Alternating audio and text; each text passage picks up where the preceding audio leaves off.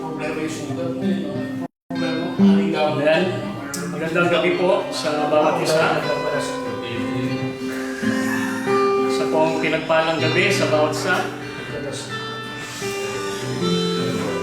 Amen. Yan po sa mga kasama po natin dito sa loob ng room saan po ginagawas ang ating prayer meeting, weekly prayer meeting. At magandang gabi po sa inyong lahat. Ako po ay nagpapasalamat pagkat magkakasama po tayo ngayon sa kabila po ng maulan na panahon at may mga baha sa paligid. Ay narito po tayo at sama-samang magpupuri at magpapasalamat sa Panginoon. Sige po, tayo pong lahat ay tumayo at umawit sa Panginoon. Dakilang Diyos, salamat po sa oras na ito. Kami po ay nagpupuri at nagpapasalamat at idinakong po kami ng payapa at may kaligtasan, Panginoon. Sa oras na ito, Panginoon, malaya ka naming mapapurihan, mapasalamatan, Panginoon, sa aming pong mga gagawin. Gabayan mo po kami, Panginoon, sa lahat po ng aming gagawin, sa aming pong pag-aawitan, sa aming pong pakikinig ng iyong mga salita, at sa gagamitin pong lingkod, Panginoon, sa gabing ito. Maging sa mga kapatid po namin na nasa harapan po ng kanila pong mga gadget na sumusubaybay sa online prayer meeting na ito, tuloy mo po silang abutin at malaya kang kumilos sa kanila pong mga buhay. Ito po ang aming panalangin, may pasalamat sa pangalan ni Jesus. Amen. Sige po, tayo umawit. Uulan ng pagpapala. Ulan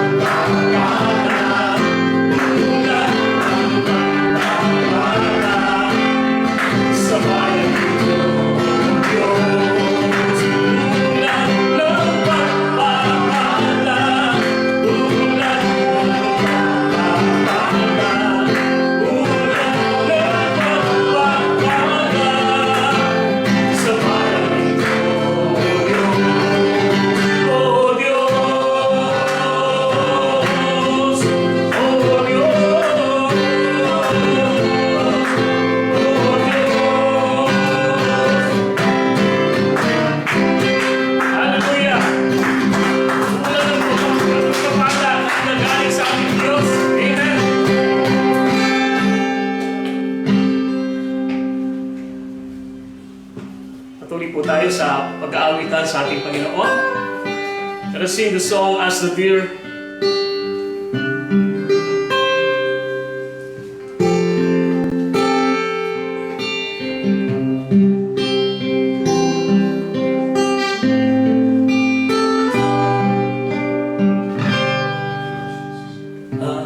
As the deer pants for the Lord, the waters of my soul, long and after thee.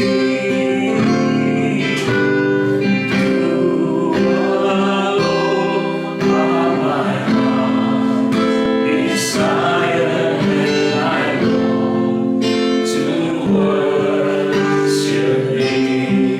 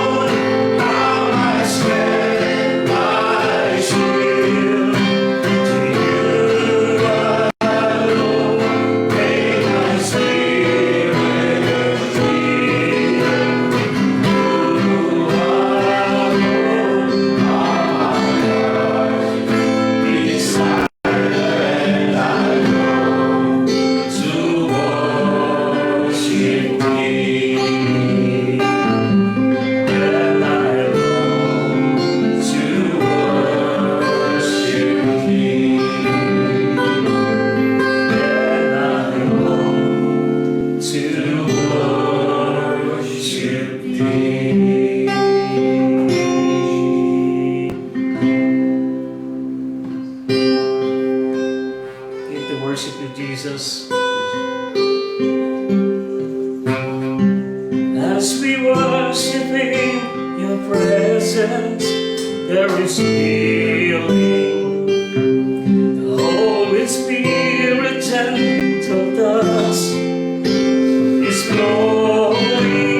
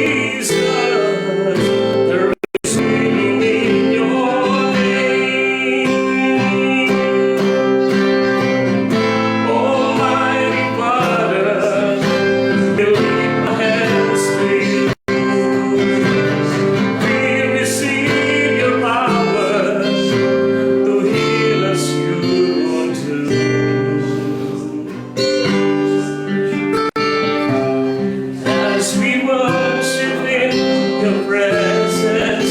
There is healing. The Holy Spirit, gentle touch, is flowing. Jesus, we believe.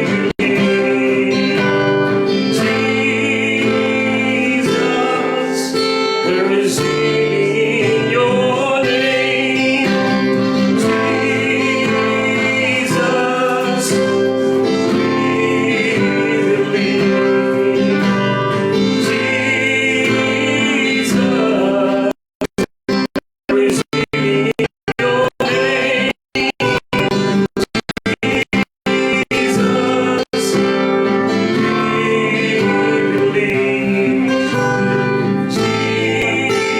Jesus, there is healing in your name.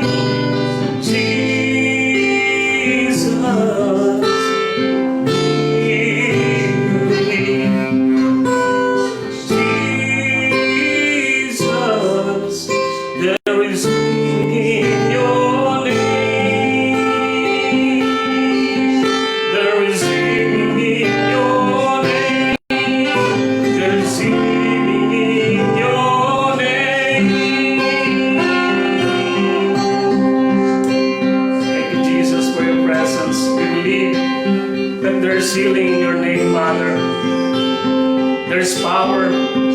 There is anointing in your name. Thank you, Jesus, for your presence. Salamat, Panginoon, sa gabi nito. Muli, O Diyos, kami po ay nagpupuri, nagpapasalamat sa iyong presensya. Patuloy po namin nararanasan, Panginoon. Sa gabi nito, malaya kang kumilos sa aming pong pag-aaral ng iyong salita.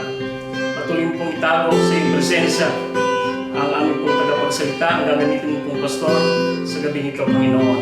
Pinupuri ka namin at dinadakila sa pangalan ni Jesus. Amen.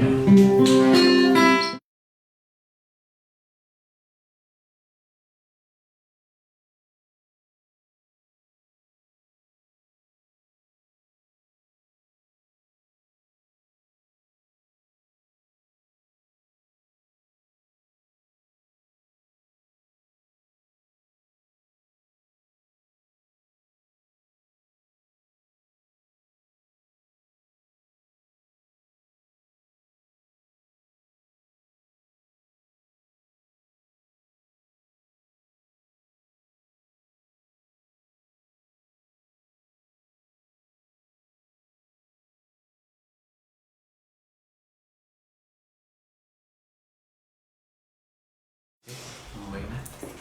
So, isang mapagpalang gabi po sa bawat isa sa inyo. At nagpapasalamat po tayo na kahit na ganito po yung panahon, naghahari pa rin yung banal na Espiritu sa atin para ilid tayo sa gawain ng Panginoon. Amen po. Which is, yun naman ang kailangan natin talaga, na more than anything else ay ma-feed po yung spiritual life po natin. Lagi ko nga pong sinasabi, pag okay spiritual mo, okay na rin yung natural mo. Pero ang mundo pa yun, ang una ay natural. Naghahangad na maging okay ang natural, samantalang spiritual naman po ay may emptiness. Kailanman ay hindi maging maayos ang buhay na yun. Kaya nagpapasalamat po tayo na yung Holy Spirit nililid tayo sa mga gawain ganito, kung saan ay lalo po tayong pinifeed para mas lalo pong maging makabuluhan yung buhay po natin. Amen po? Sige. Magabi po muli, tayo po muna ay manalangin. Aming Diyos, nagpapasalamat po kami sa mga pagkakataong ganito kung saan hinahayag mo, kung sino ka sa aming buhay, kung saan hinahayag mo, Panginoon, makasalita mo siya nagpapalakas sa bawat isa sa amin. Lord, we come in humility, O God, tonight.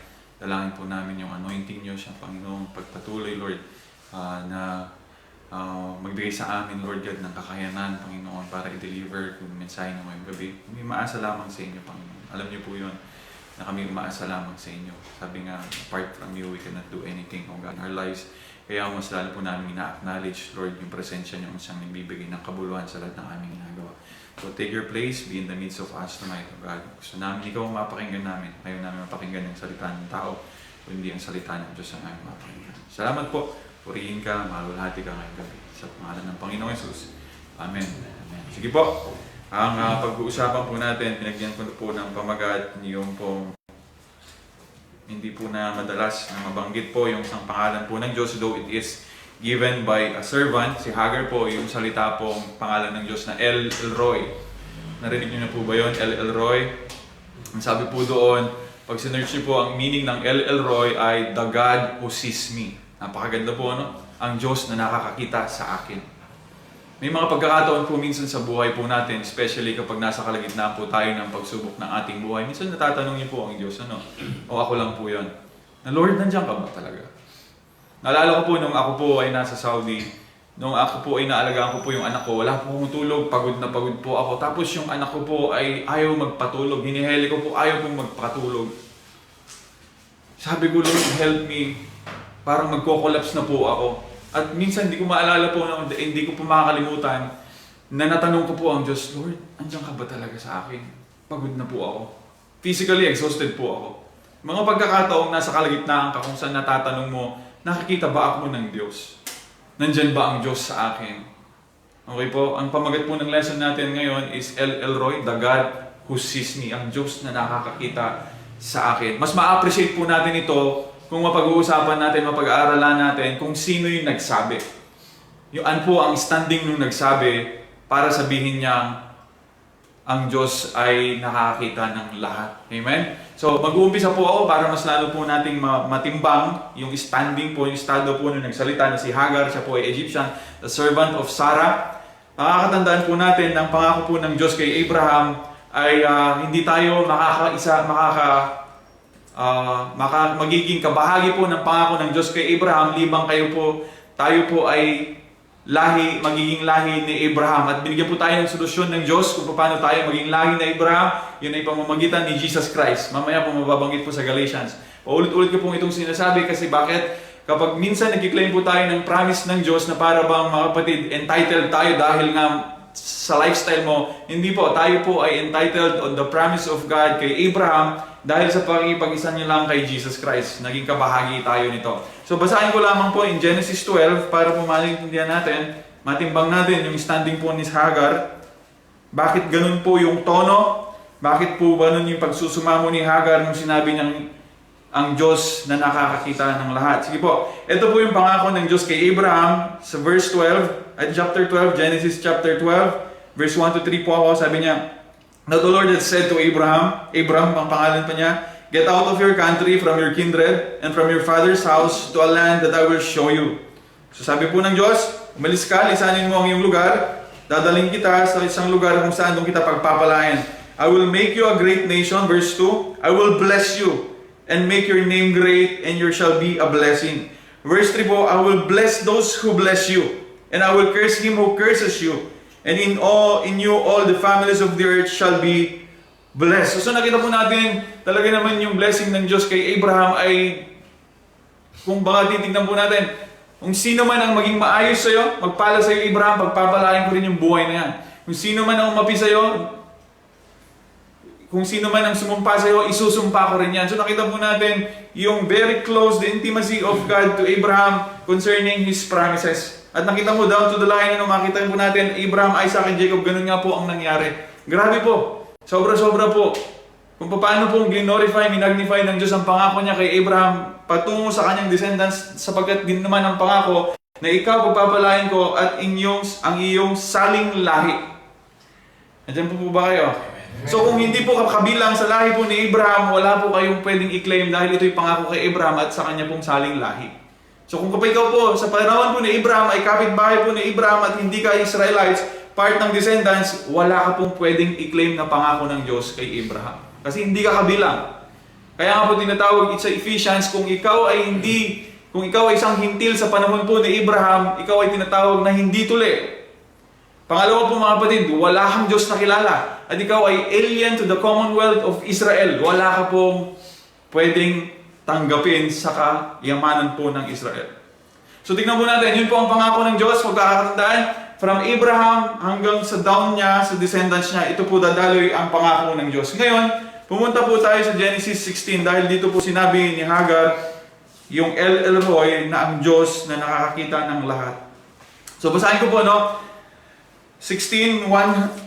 Genesis 16 verse 1 to 16. Basahin ko lang po ito po yung hindi na po makapaghintay si Sarah at si Abraham.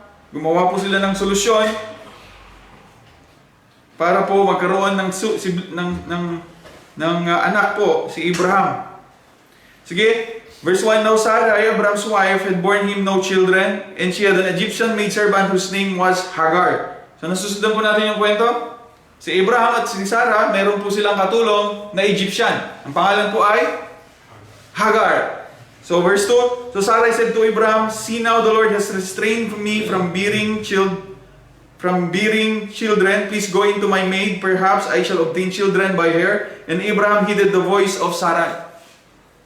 So susunod po, sabi po ni Sarah, nakita mo wala akong anak. Siguro, in-offer niya po yung kanya pong katulong si Hagar. At alam niyo po, hindi po ito ang kalooban ng Diyos. Sapagkat pag binasa po natin yung pangalan po ng anak po ni Hagar doon sa ending is Ishmael, kung saan sila po ang ninuno ng Arab world. Na Arab world na kung saan sila po nagpapahirap sa Israel. So makikita po natin, if it's not the will of God, ang ating pong nagawa sa buhay po natin, yun ang magpapahirap po sa buhay natin. Okay po? So sundan natin.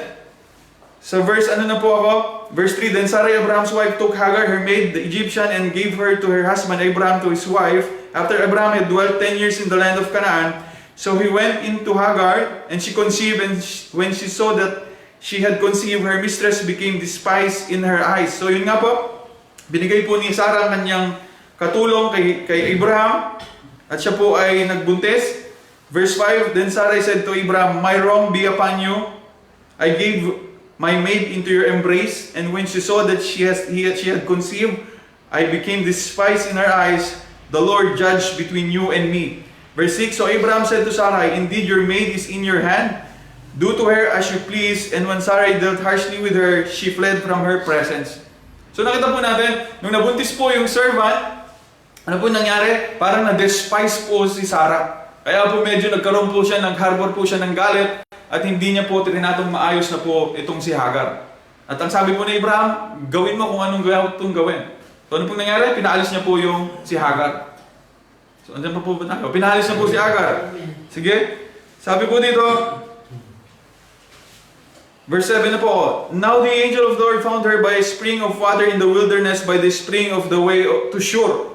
So umalis po si Hagar, at yung angel of the Lord daw found her in the spring of water in the wilderness. Verse 8, And he said, Hagar, Sarah's maid, where have you come from and where are you going? And she said, I am fleeing from the presence of my mistress, Sarah. So sabi po ng angel of the Lord na nagpakita po kay Hagar, saan ka pupunta? Sabi po ni Hagar, ay umalis ako sa presensya ni Sarah. So andyan pa po tayo. Sige, sabi po dito, verse 9, So the angel of the Lord said to her, Return to your mistress and submit yourself under her hand. Verse 10, Then the angel of the Lord said to her, I will multiply your descendants exceedingly so that they shall not be counted for multitude. And the angel of the Lord said to her, Behold, you are with the child. Ito po, angel of the Lord. The message of the angel of the Lord kay Hagar. At ito pong sabi, Behold, you are with the child, and you shall bear a son. You shall call his name Ishmael. Okay po? Sila po ang pinagmulan ng mga Muslim, Ismael. Sila po yung pinagmulan ng mga taong umaatake ngayon sa Israel. Isipin niyo po, pag hindi kalooban ng Diyos ang nagawa sa buhay natin at tayo po ang nasunod sa buhay natin, ang outcome po, it will give you troubles in your life. Sigurado po yan. At sila po ngayon, until now, sila po ang kalaban po ng Israel. Ang descendants po ni Ishmael. Signan po natin. Because the Lord has heard your affliction, He shall be a wild man, his hand shall be against every man, and every man's hands against him. So ano po makita natin dito? Panggulo po, magiging magulo po dahil sa descendants po ng Ishmael. Sige po. And he shall dwell in the presence of all his brethren. Verse 13, eto na po, dito na po sinabi ni Sarah, ni Hagar. Then she called the name of the Lord who spoke to her, You are the God who sees. For she said, Have I also here seen him who sees me? Therefore the well was called Berlahairoi. Observe it It is between Kadesh and Bered. So Hagar bore Abraham a son, and Abraham named his son who Hagar bore Ishmael. Verse 16, Abraham was 86 years old when Hagar bore Ishmael to Abraham. Balikan ko lamang po yung verse 13 dahil dito binanggit yung El Roy. Verse 13, then she called, sabi daw po ni Hagar, then she called the name of the Lord who spoke to her, you are the God who sees. El Roy. For she said, have I also here seen him who sees me? Sa Tagalog po napakaganda, nakakaiyak. Pag binasa niyo po, sabi po ni Hagar, kasi question mark po dito, totoo bang nakita rin ako ng Diyos na nakakakita ng lahat? She was in doubt, mga kapatid. Kaya po may question mark dito. Pinasyon niya po, sabi niya, totoo bang nakita rin ako ng Diyos? Sabi po ni Hagar, na nakakakita ng lahat. Oh, grabe, ano? Sabi niya, nung nangusap po ang angel of the Lord kay Hagar at na-receive niya po yung mensahe po ng Diyos, doon po siya nagsalita. Uulitin ko lang muli, sabi po ni Hagar, totoo bang nakita rin ako ng Diyos na nakakakita ng lahat? Grabe po. Pero bakit po ganon? Bakit po ganon ang tono ni Hagar? Bakit ganon po yung question niya, yung response niya nung kinakausap siya ng angel of the Lord? Na, totoo ba? Na ang Diyos ay kinakausap niya rin ako? Totoo ba na ang Diyos ay nakikita niya rin ako? Kasi po bakit? Si Hagar po ay, tatandaan po natin ito, ang standing po ni Hagar sa time po ni Abraham is just a servant. Hindi po siya Israelite. She was not a part of the descendants of Abraham. Andyan pa po ba kayo? Amen. So kung baga pa po, si Abraham po, kay Abraham po binigay ang pangako ng Diyos. Kay Abraham po nagpakilala ang Diyos. So lahi po ni Abraham po, talagang kilala po nila ang Diyos at na-inherit po nila, na-enjoy po nila yung blessing ng Diyos. Samantalang si Hagar po ay isa pong Egyptian, outside. Siya po ay nasa labas, hindi po sa linya ni Abraham. Kaya po nung nag-usap po ang Diyos kay Hagar, sabi niya, totoo ba ito? Na yung Diyos ni Abraham na nakakakita ng lahat, nakikita niya rin ako sapagkat hindi siya kabilang kay Abraham. Ganun na lamang po yung tanong po ni Hagar sapagkat makikita po natin, she was just a servant. Kumbaga pa, wala siyang karapatan sa Diyos ni Abraham. Nandiyan po kayo? Amen. Wala siyang karapatan sa Diyos ni Abraham. Kaya ganun na lang sinabi niya, totoo ba itong nangyayari sa akin na pinapakinggan din ako ng Diyos ni Abraham? Sapagkat siya po ay alipin lamang. At nakita po natin, mga kapatid, na ang Diyos tumugon sa alipin ni Abraham. Makikita po natin sa pangako una sa Genesis chapter 12, I will bless those who will bless you. At nakita mo talaga natin, marahil ito pong si Hagar, naging pagpapala din po yon. Naging pagpapala din po yon kay Abraham at binavalue po ng Diyos yung pangako niya, I will bless those who bless you. Ngayon, evening po. Sige po. So babalikan ko lamang po yung sinabi po para po makita po natin. Sabi po ni Hagar, dahil nga po hindi sila kabahagi sa pangako ng Diyos kay Abraham, at ngayon ay kinakausap niya ang Diyos ni Abraham. Sabi po niya, ay totoo bang nakita rin ako ng Diyos na nakakakita ng lahat? Yun po yung tono, yun po ang tanong. Pero ito po ang encouragement ko sa bawat isa sa inyo. Ano po, ay makagraduate tayo sa ganong tono, sa ganong kababaan. Yung para bang nawawalan ka na ng pag-asa kung nakikita ba talaga ako ng Diyos? Sino pong, tanongin ko lang sa inyo, may mga pagkakataon po ba sa buhay pananampalataya natin na nagtatanong kayo, nakikita ba talaga ako ng Diyos? Especially pagka may pinagdadaanan kayo. Pag may dinudulog kayong panalangin, pagkatagal-tagal na pong hindi nasasagot, natatanong niyo po ba ang Diyos? Nakikita ba ako ng Diyos? Alam niyo po, napakaganda po nito kasi bakit? hindi lang po tayo alipin sa linya ni Abraham. Kung babasahin po natin sa Galatians, balik po tayo, punta po tayo sa Galatians chapter 3, verse 26. Dito na po ako magtatapos. Galatians chapter 3, verse 26 to 29. Nandiyan na po kayo? Galatians 3, 26 to 29. So basahin ko po For you are all sons of God through faith in Christ Jesus. Maliwanag naman po siguro ito. Na tayo lang po ay naging anak ng Diyos sa pamamagitan ng pananampalataya natin kay Jesus Christ. Tama po? Ito po ang pamantayan ng Diyos para tawagin kang anak ng Diyos ay nananampalataya ka sa anak ng Diyos na ating Panginoong Yesus. Wala na pong iba. So basahin ko po na ulit. Verse 27. For as many of you as were baptized into Christ have put on Christ. 28. There is neither Jew nor Greek. There is neither slave nor free. So sabi po dito, wala nang Hudyo, wala nang Grego. Wala nang alipin, wala nang malaya.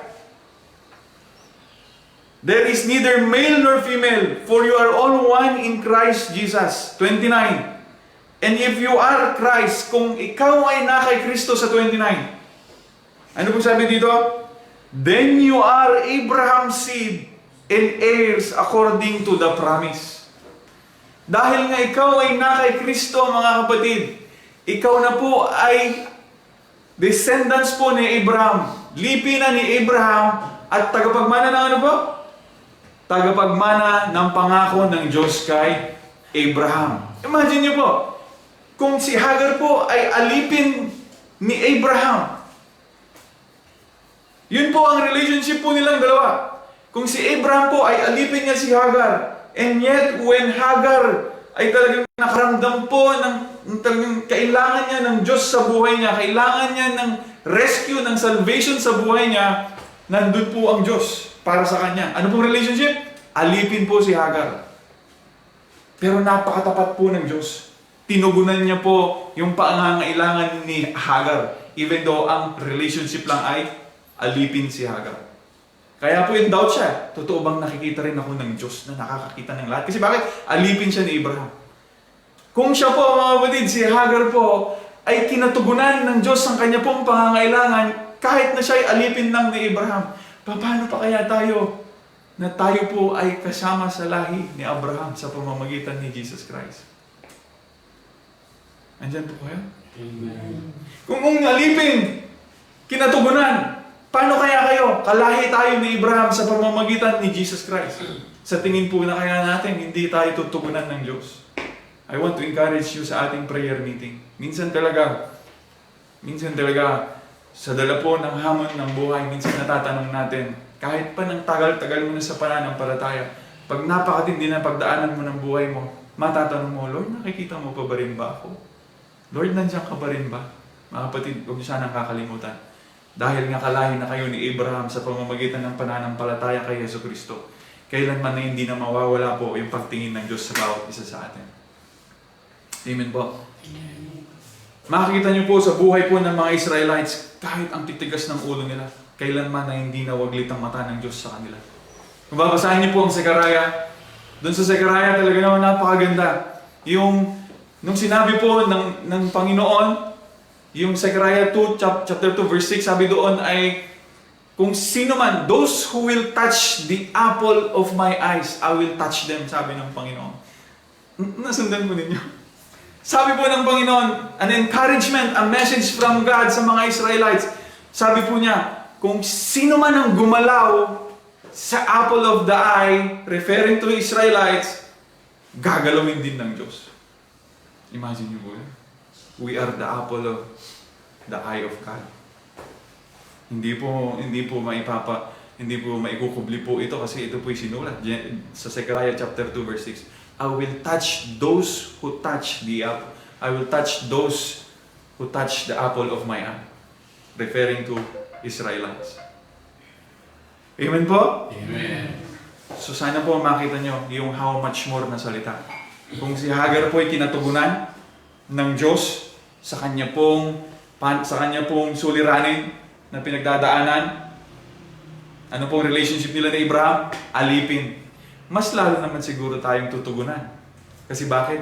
Kalahi tayo ni Abraham, tagapagmana ng pangako ng Diyos sa pamamagitan ni Kristo Jesus. So ito po yung tatandaan nyo. I want you to declare the truth. Ano? Sabi sa Biblia, how does faith operates? We believe, therefore we speak. Pakakatandaan nyo sana. Nananampalataya tayo. Kaya sabihin mo yung pinananampalatayaan mo. We believe, therefore we speak. Hindi po tayo sa lugar kung saan nagtatanong tayo kung saan ang Diyos ay nandiyan ba? Ang Diyos ay nakikita ka? Hindi po yun. Anong pananampalataya po natin? Ang Diyos kasama natin. Ang Diyos nakikita tayo.